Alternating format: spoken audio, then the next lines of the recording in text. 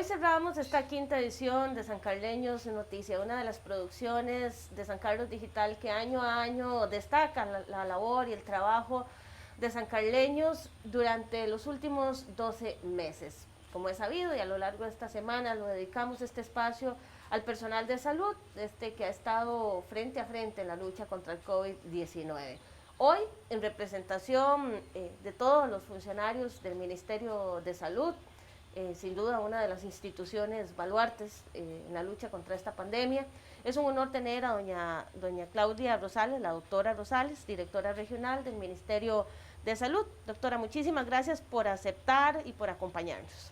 No, más bien muchas gracias a usted, Marcela, por esta oportunidad que nos estás dando como parte del Ministerio de Salud. Agradecerle a tu medio informativo porque ha sido una de las personas que ha llevado esa información que necesitamos a todas las casas en la parte de todo este cantón de San Carlos y la región Huetar Norte, para que se enteren las comunidades en qué consiste el virus que nos está afectando en este momento, ¿verdad? Entonces nos ha sido de mucho apoyo tu medio informativo. Bueno, es parte del trabajo que nos corresponde.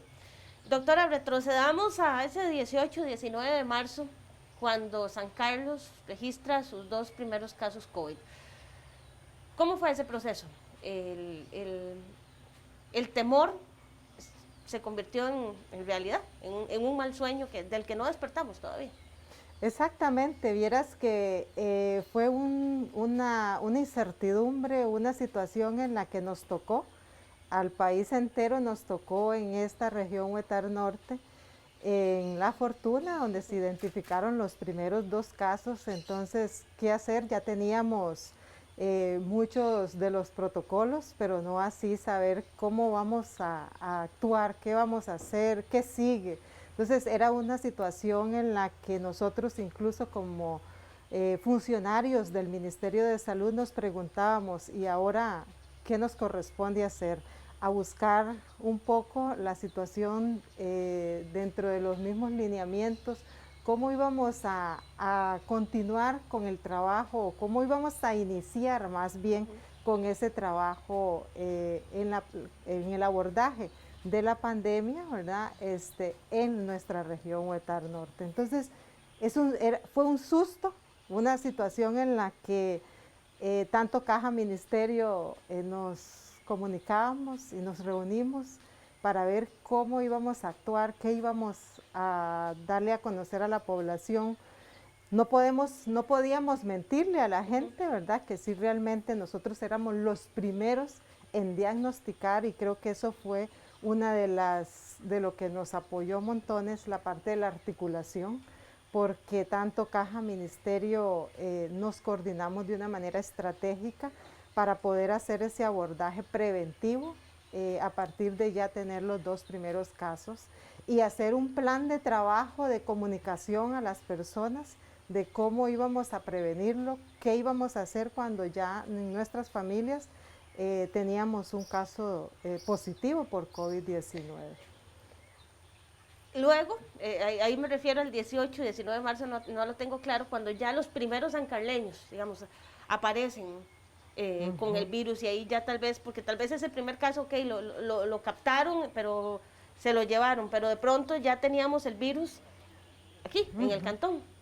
Sí, los primeros casos que te estoy dando a conocer fueron los 2 primeros en La Fortuna, que fue un 6 de marzo, ¿verdad? Posteriormente se da a conocer que estamos entonces ante la alerta sanitaria en nuestro país, y posteriormente fueron los 15 días más tarde los primeros casos de un grupo de personas que fueron a una situación particular del país, ¿verdad? Fuera del país, y se identificaron estos casos que venían llegando del extranjero, donde fue toda una familia y amigos de esas personas, ¿verdad? Donde toda esta situación nos lleva a una angustia de la comunidad, donde nos preguntaban que quiénes eran, que si teníamos, si los vecinos, que qué íbamos a hacer con esas personas, nos llamaban, que qué íbamos a hacer, si los iban a llevar a otro sector porque se iban a contagiar la gente. Era el temor con la desinformación Con la revueltas. exactamente, porque la gente pensaba que era como una espora, que la gente nos íbamos a contagiar con solo el hecho de ver a esa persona, con solo el hecho de tenerla enfrente, con solo el hecho, ¿verdad?, de que esa persona vive a la par de mi casa o enfrente de mi casa. Entonces, también el temor de que esa persona visitó esa institución y a veces decían, bueno, es que estuvo en la acera, es que estuvo en el carro, es que yo lo atendí, entonces, o yo la atendí a esa persona, entonces yo ya estoy contagiada, háganme la prueba. Entonces era como esa angustia, ¿verdad? ¿Por qué? Porque había una desinformación de la comunidad. Entonces ese era el reto para nosotros como Ministerio de Salud, informar a las personas cómo era la forma en que actuaba el virus en nuestro cuerpo, cuáles eran los síntomas que iba a darnos en el momento que fuéramos contagiados, qué íbamos a hacer para evitar el contagio entre la misma familia, entre la misma amigos y vecinos. Entonces todo eso nos llevó a tener un trabajo de una forma en las 6 áreas rectoras y también en coordinación con las áreas de salud de la caja para ver qué estrategia íbamos a utilizar para poderle llegar hasta el último rincón de las comunidades de la región Huetar Norte y poder informar de manera correcta a toda nuestra población. A ese momento ustedes lidiaban ya con el virus en el cantón, la desinformación, el chisme, el miedo y el morbo también, porque de pronto eso de que quiénes son, dónde viven y de pronto aparecían más.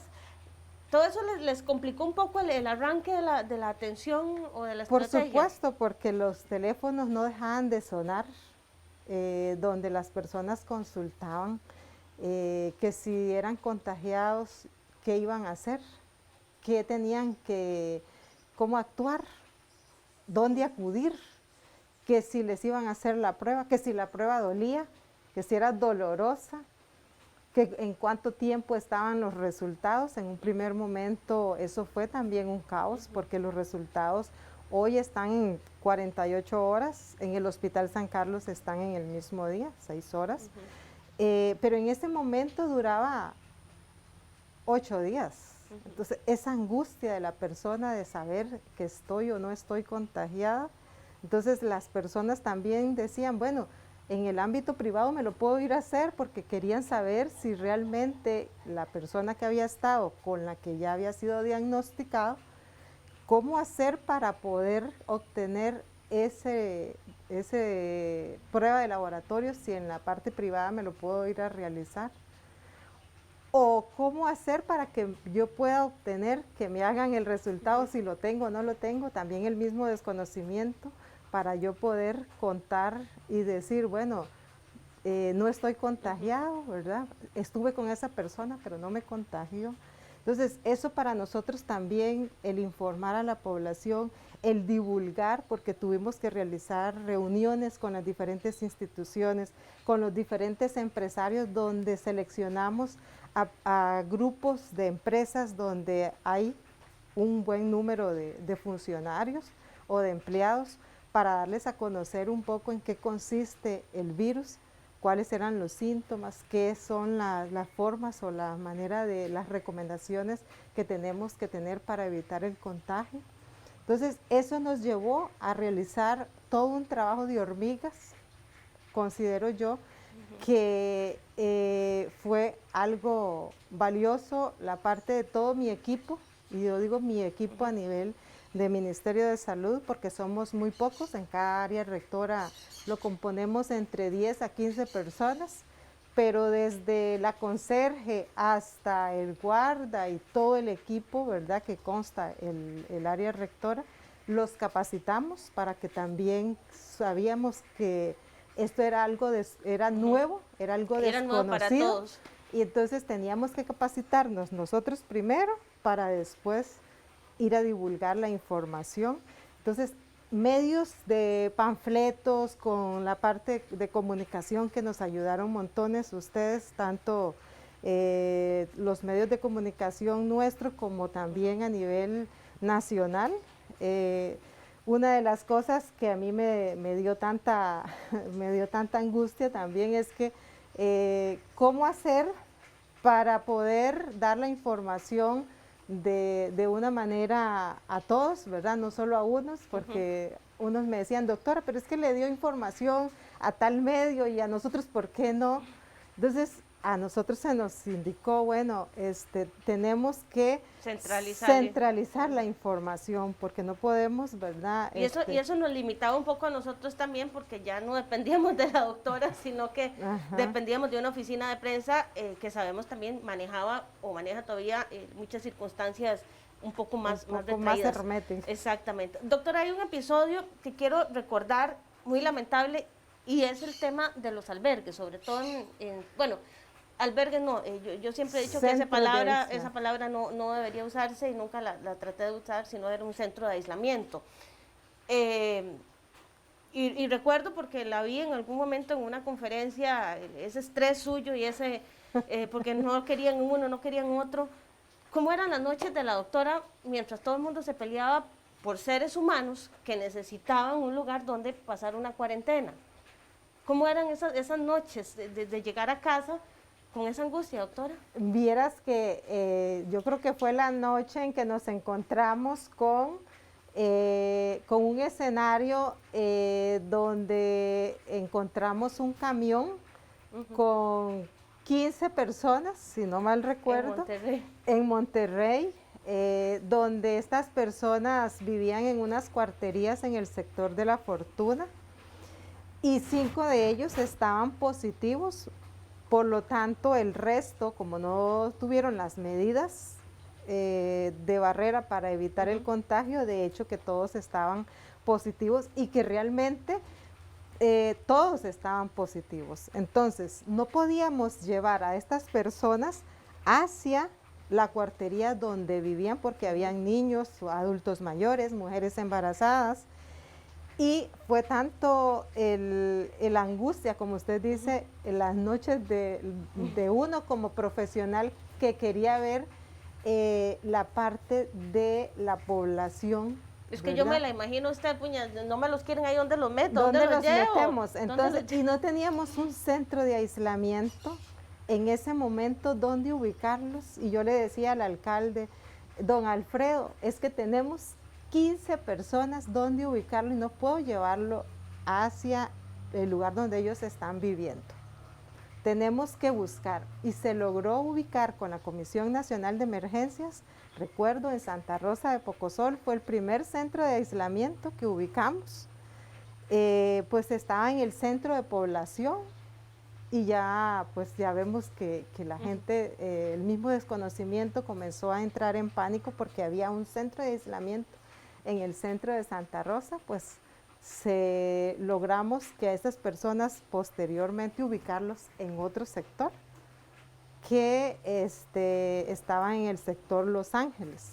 Entonces ubicamos en un centro diferente que le correspondía a Peñas Blancas de San Ramón y los llevamos ahí. Esa angustia no te la puedo negar, ¿verdad? Saber que de eso dependía para cortar transmisión, porque sabemos que al quitar a una persona que ya tiene el virus de las que están sanas, usted lo quita e inmediatamente para el brote, porque para el contagio. Entonces, esa es la parte en que hemos luchado tanto y hoy por hoy tenemos 2 centros, gracias a Dios, 2 centros de aislamiento, uno que está en Huatuso y uno en Aguasarcas, donde realmente ha sido todo un éxito la parte de la ubicación de personas que no tienen en sus hogares un centro o un lugar adecuado para hacer su confinamiento. Doctora, para finalizar, se nos va el tiempo siempre rapidísimo. ¿Qué ha sido lo más difícil para usted, doña Claudia Rosales, de todo este proceso, de estos 9 meses? Bueno, esa pregunta es bastante dura, ¿verdad? Es por el la, la parte de la familia que se ha tenido que dejar. De alguna forma pesa más su responsabilidad como profesional. Exactamente. Honestamente, pesa más la parte profesional y que uno tiene que velar por toda una población. Entonces, esa es lo que motiva a uno para evitar el contagio de todas las personas. Entonces, esas noches de planificación, esas noches en las que uno no podía estar tranquilo porque los casos iban aumentando o van aumentando y una población que no está obedeciendo a todas las medidas. ¿Eso todavía le desvela, doña Claudia? Y Ese sacrificio que ustedes hacen y que la población no responde. Exactamente, ¿verdad?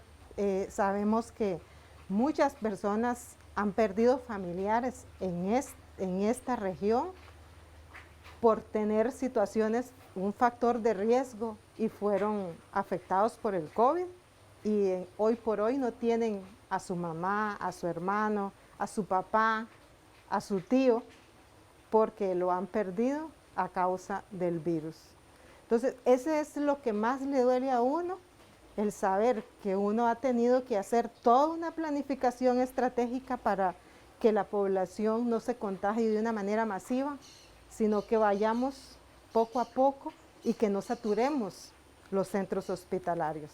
Esa es como la parte que nos motiva a todos los profesionales hoy y queremos que la población realmente sea sensible en ese sentido de no realizar esas aglomeraciones de personas, esos conglomerados de personas, porque eso es lo que nos va a aumentar las personas afectadas, la mayoría de los casos en el cantón, ¿verdad? Entonces sí realmente agradecerle a todas las personas que sí realmente usan adecuadamente la mascarilla, tienen el distanciamiento, ahora que ya vienen las fiestas navideñas, no les vamos a decir que no visiten a su mamá, a su papá, pero siempre que guarden la distancia, que tengan el uso de la mascarilla siempre y que realmente nos comprometamos a no hacer esas fiestas, ¿verdad? Como las hacíamos años anteriores. Exactamente. Doctora, un reconocimiento simbólico, pero también más que un reconocimiento es un agradecimiento por tomarse el tiempo de acompañarnos y sobre todo por ese trabajo que nosotros sí sabemos lo que les ha costado. De verdad, muchas gracias. Muchas gracias, Marcela, por este reconocimiento. Sí, no es para mí, no es para Claudia, sino que es para todo mi equipo del Ministerio de Salud de la región Huetar Norte, porque sé que todos, al igual que yo, nos hemos puesto realmente a trabajar por la salud pública de esta región. Muchas gracias a doña Claudia.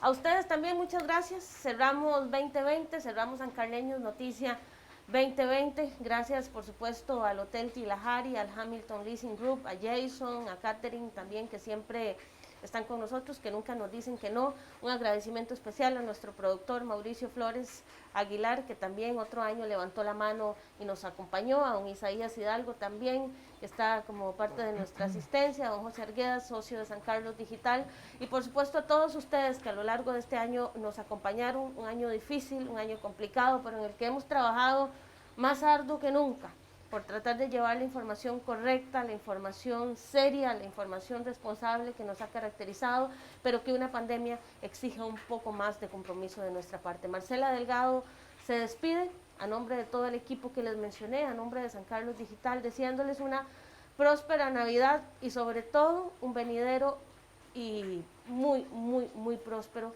2021. Muchas gracias.